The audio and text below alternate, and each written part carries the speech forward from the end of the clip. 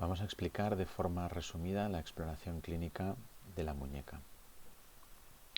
Mi nombre es Alex Yuc, trabajo en el Institut Kaplan y soy el responsable de la unidad de mano y muñeca y de nervio periférico del Hospital Universitario Vall d'Hebron de Barcelona. ¿Por qué es importante la exploración clínica en la muñeca? Pues bueno, el primer motivo por qué es importante es porque las lesiones carpianas muchas veces tienen una poca traducción radiológica.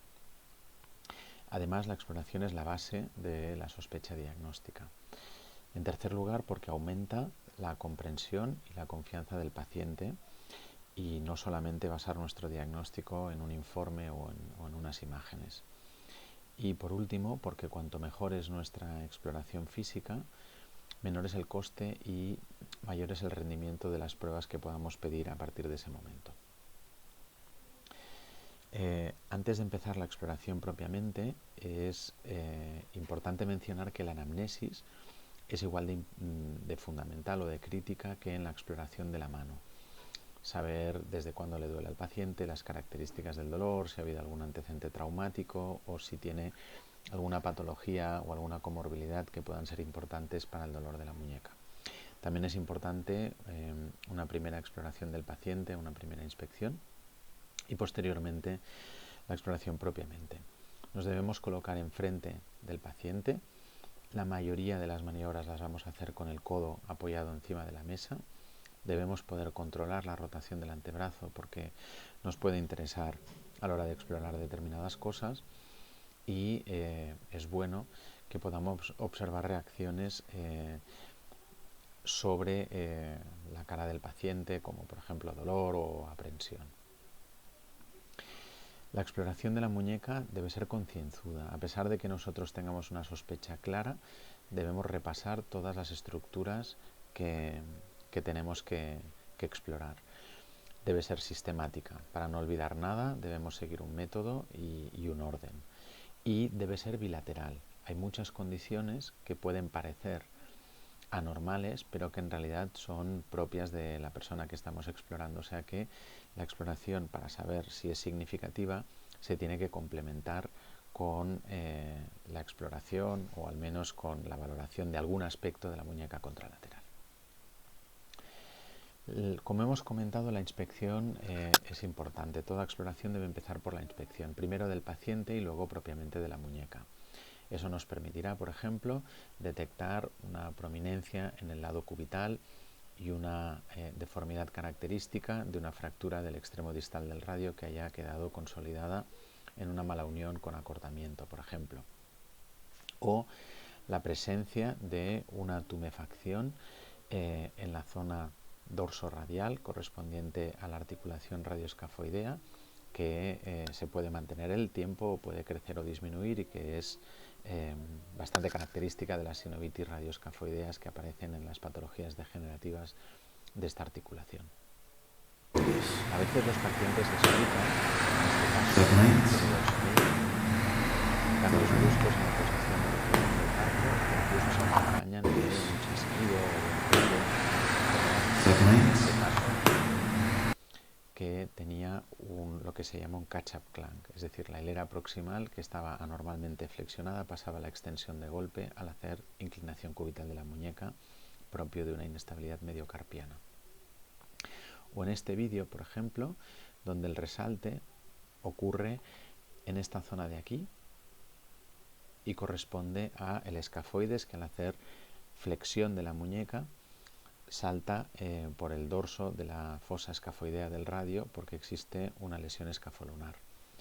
O en el vídeo de la derecha donde aparece una tumefacción en el dorso o un bulto en el dorso al hacer inclinación cubital y que corresponde al hueso grande, ya que este paciente tenía una insuficiencia del ligamento intercarpiano dorsal. Otro aspecto importante al inicio de una exploración clínica de la muñeca, como lo es en la mano, es detectar que la existencia de una laxitud constitucional de pacientes hiperlaxos, porque especialmente en patología ligamentosa carpiana va a tener importancia a la hora de afrontarla y a la hora de tomar decisiones. Lo siguiente es medir el balance articular, medir la flexoextensión e inclinación radial y cubital de la muñeca y la pronosupinación del antebrazo. Hay que medirlo siempre con un goniómetro para poderlo cuantificar. Hay que hacerlo de forma activa y de forma pasiva, incluso cambiando la posición de los dedos. Cuando nosotros, por ejemplo, queremos detectar una limitación de la flexión o de la extensión, por ejemplo, por adherencias tendinosas de los extensores en el dorso de la mano o en el retináculo. Y hacerlo siempre de forma comparativa, porque puede haber ciertas variaciones en la movilidad de una muñeca a otra. Si uno conoce algo de la biomecánica del carpo, que se tratará en otro tema de este curso, pues es posible diferenciar la movilidad de la articulación radiocarpiana de la articulación mediocarpiana. Y esto se hace utilizando el movimiento del lanzador de dardos, que va de extensión e inclinación radial a flexión e inclinación cubital. Este movimiento, sobre todo alrededor de la posición neutra, se realiza solo por la articulación mediocarpiana y por lo tanto la hilera proximal del carpo apenas se mueve, excepto en los extremos del movimiento y excepto cuando hay alguna patología ligamentosa escafolunar completa. Si pasamos al siguiente aspecto a valorar en la exploración, tendríamos que hablar de la palpación. La muñeca, especialmente en el dorso, es muy palpable. Hay muchas prominencias, especialmente óseas, que se pueden identificar por la palpación. Debe ser una palpación sistemática y que puede empezar, dependiendo de dónde sea la zona de dolor, en la parte radial o en la parte cubital. Algunas de las estructuras que se pueden palpar son la estiloide radial y evidentemente los tendones que pasan por el primer y el segundo compartimento, el tubérculo de Lister, la cabeza del cúbito y la articulación radiocubital distal, la estiloides cubital, esta será mucho más palpable en determinadas posiciones del antebrazo, el dorso del piramidal, que es la inserción del ligamento radiocarpiano dorsal, la base del quinto metacarpiano, la base del segundo metacarpiano e inserción del extensor carpi radialis longus y el espacio escafolunar, que está un poco distal al tubérculo de Lister y que se palpa mejor con un poco de flexión de muñeca. De hecho, hay un punto que normalmente se le llama el soft spot, que es un espacio blando entre los tendones del extensor pollicis longus, extensor carpi radialis brevis, el segundo radial, y extensor digitorum communis, el extensor de los dedos. Aquí hay una zona de tejido blanda que, si flexionamos un poco la muñeca, corresponde al espacio escafolunar dorsal y por lo tanto a la zona del ligamento escafolunar dorsal. Es el sitio donde suelen salir los quistes mucoides. Otra cosa a tener en cuenta es la cabeza del cúbito. La cabeza del cúbito es diferente en cuanto a la palpación si el antebrazo está en pronación o en supinación. Es mucho más palpable con el antebrazo en pronación por el dorso porque se desplaza hacia el dorso, y es más palpable en la palma cuando el antebrazo está en supinación. Hay algunas estructuras más que cambian su posición en función de si el antebrazo está en pronación o en supinación, el cubital posterior y también la estiloides cubital. Un buen truco para encontrar la estiloides cubital es que esta siempre está alineada con la cresta del cúbito. Si empezamos en la zona del olecranon y la vamos siguiendo, al final siempre está la estiloides del cúbito. Entonces no es lo mismo intentar palparla con el antebrazo en posición neutra que en supinación o que en pronación completa. En cuanto a la palpación del extensor carpi ulnaris, es importante recordar que este es un tendón que tiene una anatomía única. Está en el sexto compartimento extensor, pero es un compartimento que tiene una vaina propia, es decir, el retináculo extensor está adherido al radio, pero luego no puede estar adherido al cúbito, rodea al cúbito y se inserta en el pisiforme. Digo que no puede estar adherido al cúbito porque si estuviera adherido, como ya está fijo al radio, nos bloquearía la pronosupinación. Entonces rodea al cúbito. Y el tendón del extensor carpi ulnaris tiene una subvaina propia por debajo del retináculo extensor. Aquí se puede ver. Esto es el retináculo extensor y aquí hay una vaina por debajo de la cual pasa el cubital posterior. Además tiene otra subvaina que está por debajo del tendón y esta subvaina está en íntima relación con la estiloides del cúbito y con el espacio cúbito-carpiano. De manera que cuando nosotros hacemos pronosupinación del antebrazo, el tendón del cubital posterior es el único tendón en el dorso de la muñeca que va a seguir a la cabeza del cúbito, mientras que el resto de los tendones básicamente van a servir al radio, es decir, el cubital posterior y la cabeza del cúbito bailan juntos, se mueven juntos. Si pasamos a la palpación de la palma, aquí lógicamente las estructuras son menos palpables, pero todavía hay algunos relieves que son fácilmente identificables. El primero es el hueso pisiforme, está bastante cubital, generalmente distal al último pliegue de flexión que hay en la muñeca y siguiendo el tendón del flexor carpio ulnaris, del cubital anterior. Un poco más distal y un poquito más radial y normalmente siguiendo el eje del dedo anular, porque el metacarpiano del dedo anular está inmediatamente después, está el gancho del ganchoso, la apófisis unciforme del ganchoso. Y en el lado radial hay dos estructuras, el tubérculo del escafoides y la cresta palmar del trapecio. La forma de diferenciarlas es que cuando nosotros hacemos inclinación radial, el tubérculo del escafoides es más palpable, porque el escafoides se flexiona, en inclinación cubital es menos palpable porque el escafoides se extiende. La cresta palmar del trapecio siempre va a ser igualmente palpable. Aquí vemos cómo el gancho del ganchoso y el metacarpiano del dedo anular están alineados, un poquito más distales, un poquito más radiales que el hueso pisiforme. Y si miráis radiografías de muñeca, el gancho del ganchoso está prácticamente alineado con el metacarpiano del dedo anular, quizá un poquito más cubital, pero prácticamente alineado. Es una buena referencia topográfica. Y para encontrar la zona distal del escafoides, esto puede ser útil, por ejemplo, en artropatías escafoides trapecio-trapezoide que pueden generar dolor, acordarse de que el tubérculo del escafoides es más palpable en inclinación radial porque el escafoides en inclinación radial se flexiona y es menos palpable en inclinación cubital porque se extiende. O sea, es la única de esas prominencias que se nota de forma diferente en función de cómo coloquemos la muñeca en inclinación radial o cubital. A continuación, una serie de maniobras que tienen que ver con la movilización articular pasiva y que pueden ser útiles. Una muy conocida es la que se realiza entre el radio y el cúbito, la movilización pasiva de la articulación radiocubital distal, también llamado DRU-Jane Instability Test o Distal Ulna Ballotment Test. Esta maniobra la hacemos sujetando o bien el final del radio o la mano con una mano y con la otra sujetamos el cúbito y lo movemos hacia el dorso y hacia la palma. Y eso da una idea de la laxitud de la articulación radiocubital distal. Esto es, depende de cada individuo, personas laxas que pueden tener un ballotment claramente aumentado, por lo cual hay que compararlo con la muñeca contralateral.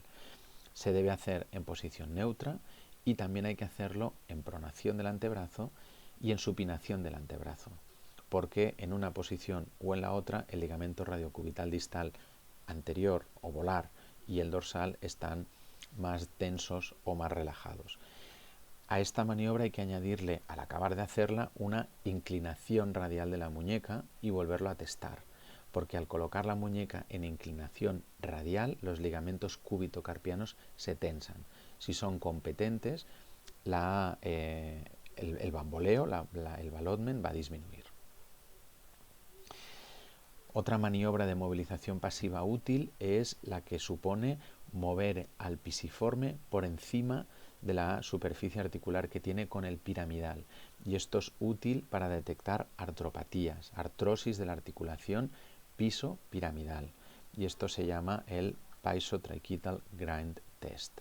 Esto es un poco menos útil cuando hay sinovitis en la articulación, pero es muy útil cuando hay artrosis. Y finalmente, hablar de algunas maniobras específicas para explorar la muñeca. Hay una lista interminable de maniobras específicas en la muñeca. Cada vez aparecen más, algunas se abandonan, otras no tanto, y esto realmente asusta.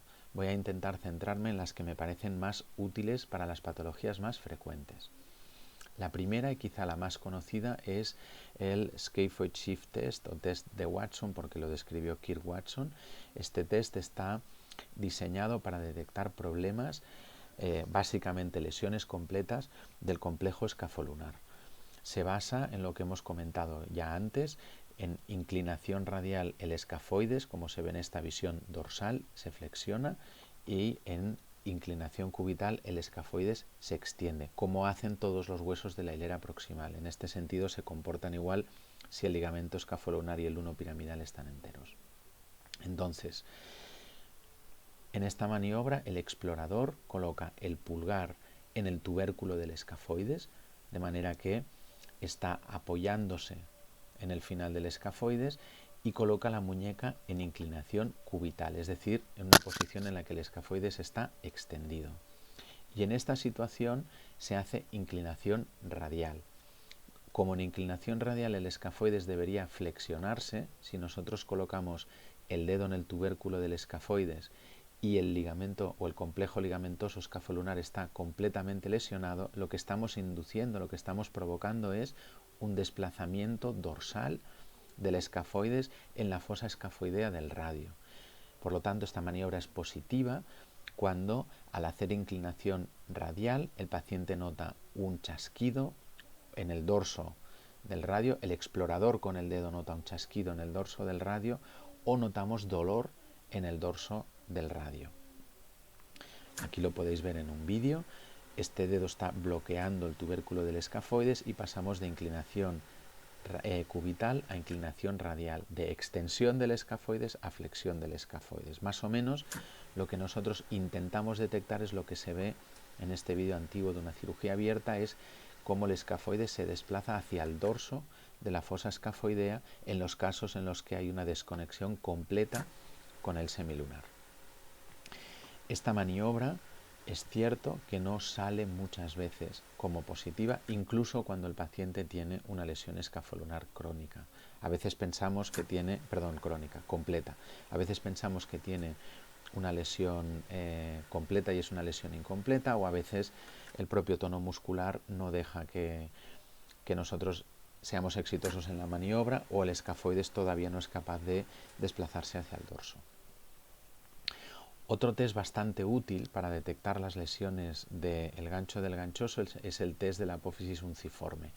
El gancho del ganchoso es el límite más cubital del túnel carpiano y es un sitio donde los tendones flexores del dedo meñique y del dedo anular se apoyan para dirigirse hacia el dedo. Es decir, estos tendones toman una curva y su punto de curvatura es en la apófisis unciforme. Entonces, si nosotros tenemos una fractura del gancho del ganchoso o una pseudoartrosis del gancho del ganchoso, lo que podemos hacer es aprovechar esta característica anatómica para desencadenar dolor. Al paciente se le pide que haga un poco de inclinación cubital y que flexione contra resistencia la punta de los dedos anular y meñique. Si tiene una lesión completa del gancho del ganchoso, especialmente en la base, el apoyo de estos tendones y la fuerza que generan hacia el lado cubital va a desencadenar dolor. Luego hay una serie de test para detectar dolor puramente en la zona cubital, especialmente en relación a las estructuras ligamentosas que hay ahí. La estrella de las lesiones ligamentosas en la zona cubital es el fibrocartílago triangular. Es un complejo formado por los ligamentos radiocubitales distales, volar y dorsal, que se insertan fundamentalmente en la fobia preestiloidea, aunque algunas fibras pueden insertarse en la zona de las estiloides, y entre estos ligamentos está esta estructura que es el disco articular. Pues bien, para intentar desencadenar dolor originado en el fibrocartílago triangular se han descrito varias pruebas que son sensibles pero no son específicas. Una es el grind test, como pasaba en la articulación trapecio-metacarpiana o en la pisopiramidal. Se trata de hacer presión sobre el espacio cúbito-carpiano, colocando la muñeca en inclinación cubital y entonces haciendo pronación y supinación, intentando desplazar o pasear el carpo, en este caso sería básicamente la parte cubital del semilunar y el piramidal, por encima del fibrocartílago triangular. Si hay una lesión, esto va a provocar dolor. Otro es el press test, que es pedir al paciente que se apoye en una silla, por ejemplo, y mantenga el peso del cuerpo apoyado encima de la muñeca o de esa mano e intente levantarse. Eso puede generar dolor. Estas maniobras también van a ser dolorosas en los casos de que exista una impactación cúbito-carpiana, un cúbito largo. El test del camarero es muy parecido al primero de los test del fibrocartílago que hemos mencionado. Se pone una fuerza axial sobre la muñeca, se coloca la muñeca en extensión, luego sin dejar de mantener esa presión axial se le pasa a inclinación cubital y de ahí se pasa a la máxima flexión. Volvemos a provocar una presión en la zona cúbito-carpiana y esto vuelve a ser positivo en el fibrocartílago triangular, en las lesiones del fibrocartílago triangular, pero también en las lesiones o en los cúbitos largos e incluso en lo que veremos ahora, que es la patología del meniscoide cúbito-carpiano. El meniscoide cúbito-carpiano es una zona de tejido laxo, es decir, no se parece en nada a un menisco, excepto que en estos cortes anatómicos e histológicos tiene una forma triangular, como tienen los meniscos de la rodilla cuando hacemos un corte frontal en una resonancia magnética, por ejemplo, pero esto es un tejido laxo que se sitúa, es un tejido sinovial, entre la estiloides del cúbito y la inserción más distal de los ligamentos radiocubitales y el piramidal. Esta es la zona del meniscoide y esto correspondería al meniscoide cúbito-carpiano u homólogo meniscal, también se llama esta estructura.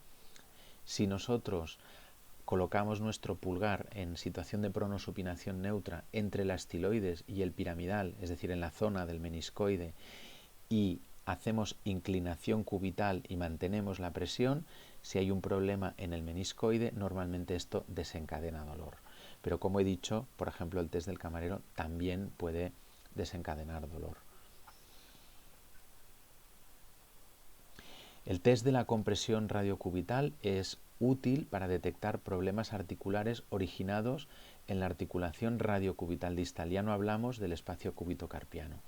Se trata de hacer presión entre el cúbito, en la zona de la cabeza del cúbito, y el radio en la zona de la cavidad sigmoidea del radio, y manteniendo esa presión hacer movimientos de pronación y supinación. El desencadenar dolor o detectar un roce, eso puede ser indicativo de que existen lesiones articulares como esta artropatía en la cabeza del cúbito o una lesión condral en la cabeza del cúbito. Y un test más es el test de la sinergia del cubital posterior. Alrededor del 25% de las causas de dolor en el lado cubital de la muñeca son de origen extracapsular y en gente joven los problemas del cubital posterior probablemente son la causa más frecuente. Hay una prueba sensible para detectar la sinovitis, es decir, no la inestabilidad sino la sinovitis del cubital posterior, que es este test de la sinergia. Le pedimos al paciente que separe los dedos activamente y nosotros vamos a intentar juntar el pulgar y el dedo índice. Cuando hagamos esto, el paciente tiene que estabilizar la muñeca y para estabilizarla va a hacer una cocontracción del cubital posterior. En esa situación pedimos al paciente si tiene dolor en los dedos, sabiendo que lo que queremos es que nos diga si hay un problema del cubital posterior, que tiene dolor en la zona del cubital posterior. Esto lo que no detecta son las inestabilidades del cubital posterior, pero sí la sinovitis o las tendinopatías del cubital posterior. Y por último, en la exploración de la muñeca siempre hay que medir la fuerza de puño y probablemente sea útil medir la fuerza de pinza. Hay que hacerlo con el antebrazo en pronosupinación neutra, hay que tomar 3 medidas y hay que hacerlo de forma contralateral para valorar cuál es la fuerza de ese individuo en condiciones normales, sabiendo que la extremidad dominante suele tener un 15% más de fuerza que la contralateral.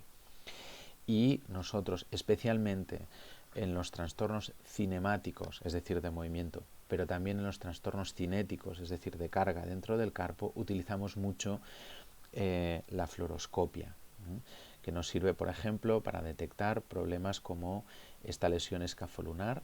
Aquí veis en vivo cómo al hacer inclinación radial y cubital, la separación entre el escafoides y el semilunar aumenta mucho, o colocando el antebrazo en supinación, como el hacer inclinación cubital contra resistencia, también aumenta mucho el espacio escafolunar, y evidentemente esto lo hacemos de forma comparativa. La ecografía también es útil en la consulta. Aquí veis otro ejemplo de fluoroscopia. Este es el vídeo de escopia del paciente que tenía aquel chasquido al hacer flexión de la muñeca que os he enseñado al principio, como lo que ocurre es que al flexionar la muñeca el escafoides se flexiona completamente. Y este es un vídeo de lo que ocurre en un paciente como aquel que tenía el chasquido audible, y es que la hilera proximal se extiende de golpe cuando llega el paciente al final de la inclinación radial. Esto evidentemente no es exploración clínica, pero son exploraciones que se pueden hacer muy cerca del paciente y que complementan fácilmente la exploración clínica. Y una herramienta muy útil para detectar zonas dolorosas y para intentar eliminar el dolor de las zonas que sospechamos es complementar todo esto con infiltraciones anestésicas o con un poquito de antiinflamatorio. Por lo tanto, como conclusiones respecto a la exploración de la muñeca, prácticamente las mismas que en el apartado de la exploración de la mano. La exploración física es nuestra herramienta más barata, aumenta muchísimo nuestra eficacia diagnóstica y nos evita hacer exploraciones innecesarias, y además nos ayuda a interpretar de forma mucho más correcta las exploraciones que tenemos, porque nosotros sabemos lo que le duele al paciente dentro de todo lo que pueda salir en una exploración complementaria hecha. Y además, hemos empezado diciendo esto, el paciente siempre lo percibe como algo positivo. Es decir, no se pueden hacer diagnósticos complejos ni sencillos sin haber explorado al paciente. Y el paciente agradecerá que el médico explore su muñeca. Muchas veces vemos pacientes a los que nadie les ha tocado la muñeca y en cambio les han hecho diagnósticos muy complejos. Bien, espero que les sea que os sea de utilidad. Muchas gracias.